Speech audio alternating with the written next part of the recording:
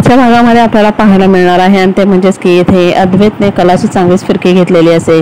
तिला त्या रूममध्ये म्हणजे ज्या ठिकाणी उंदीर असतो तिथे लॉक केलेला असतो आणि त्यामुळे ती खूप घाबरलेल्या अवस्थेमध्ये असते आणि नंतर बाहेर आल्यानंतर ती देखील त्याची फिरकी घेत असते।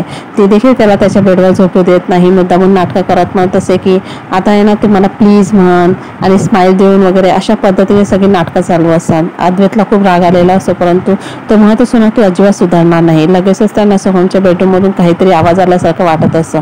कला म्हणत असे अरे मुलीचा देखील आवाज आहे, चल आपण बघूया काय झालेलं आहे। ज्या वेळेला ते त्याच्या रूममध्ये येतात तेव्हा तिथे काजूला बघून कलाला धक्का बसलेला असतो। ती म्हणत असते काजू तू एवढ्या रात्री इथे काय आलेली आहे, तुझी उद्या एक्झाम आहे ना।